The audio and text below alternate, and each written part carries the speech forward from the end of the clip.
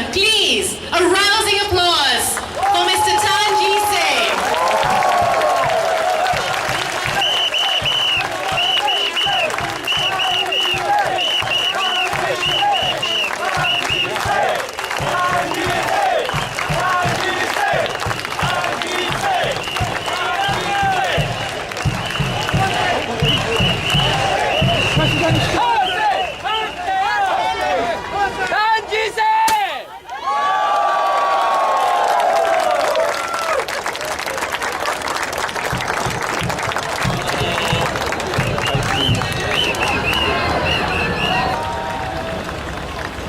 Friends and fellow Singaporeans, good evening.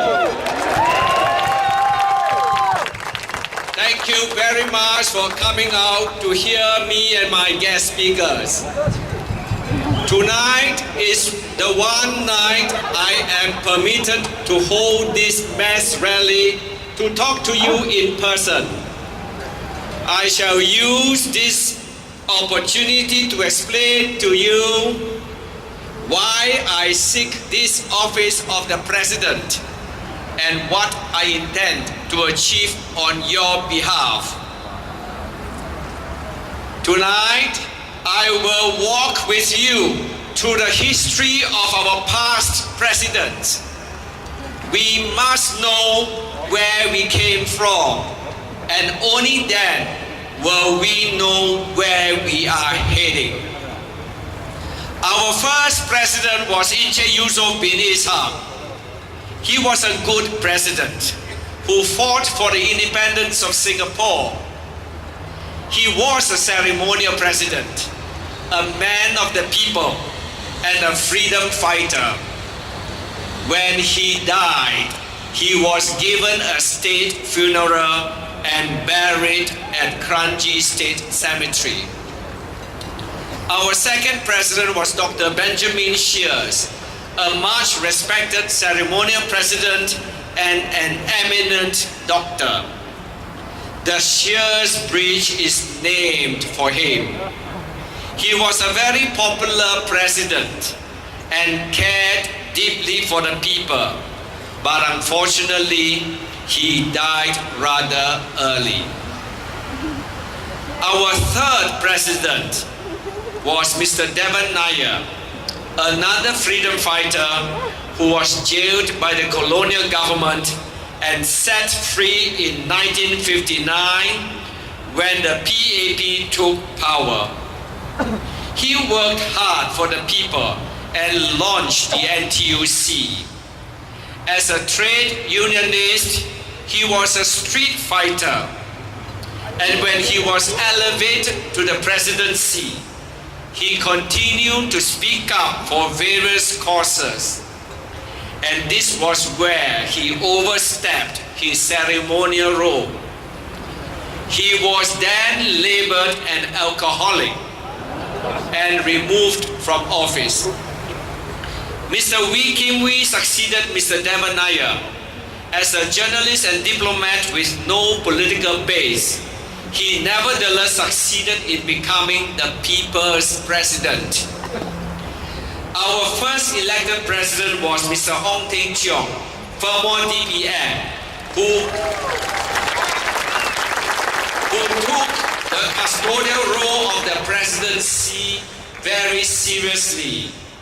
He asked for information on the reserves, but was turned down and told it took too many years for the information to be churned out.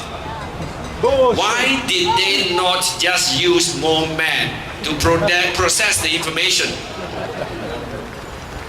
That was his first falling out with the PAP government that he worked for so many years.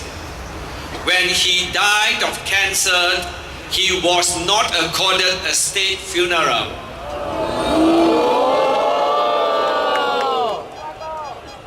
President Nathan became our president for 12 years.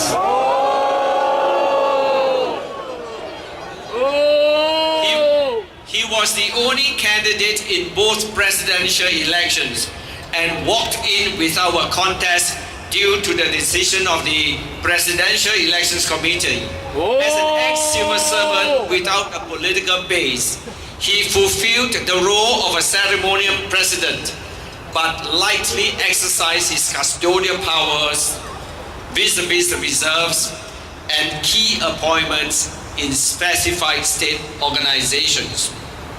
We cannot overly fault him because the way that the elected presidency is structured required him to take counsel from the appointed wise men in the Presidential Council on the one hand and the government on the other.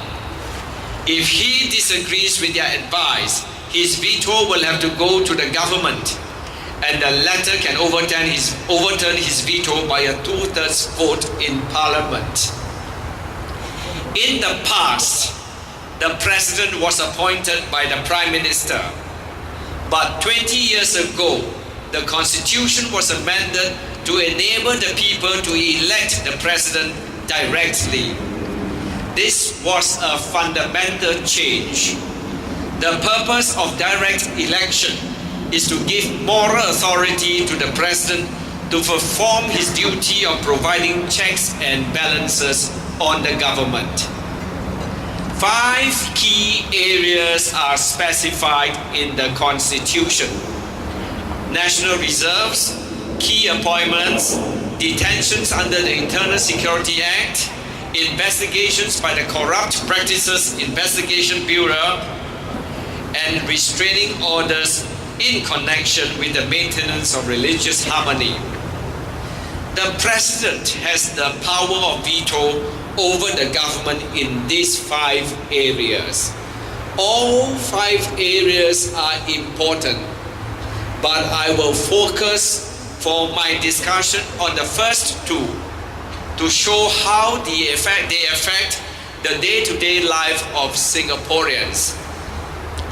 The President should and will exercise his veto power if he believes that the government is trying to raid the reserves and spend them extravagantly on unnecessary projects. This is your money, and if the government requires it, I, as President, will make sure that it is well spent on meaningful projects that benefit Singaporeans directly, such as schools and hospitals.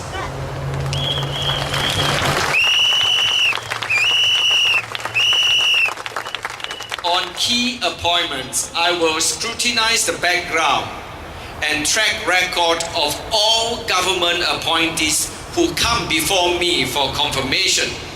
I will ensure that only true talented Singaporeans are appointed, who are motivated by a sense of public service and not by huge financial rewards.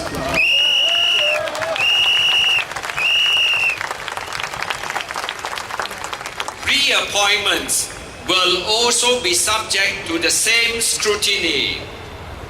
Only such a system of intense scrutiny will ensure the integrity and independence of key institutions such as the civil service, the judiciary, and investment agencies.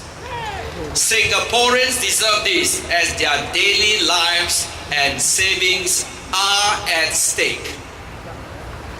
For too long, you have been accustomed to the idea that the President has a limited ceremonial and diplomatic role. But then why the need for an elected presidency with such a generous salary? I believe a president acting with courage has real powers under our Constitution. In seeking the presidency, I am not motivated by personal ambition or monetary gain. As an ex-civil servant, I have always been driven by public service. Rather than receiving over $25 million for 6 years, I intend to return the bulk of the president's pay to the people if I am elected.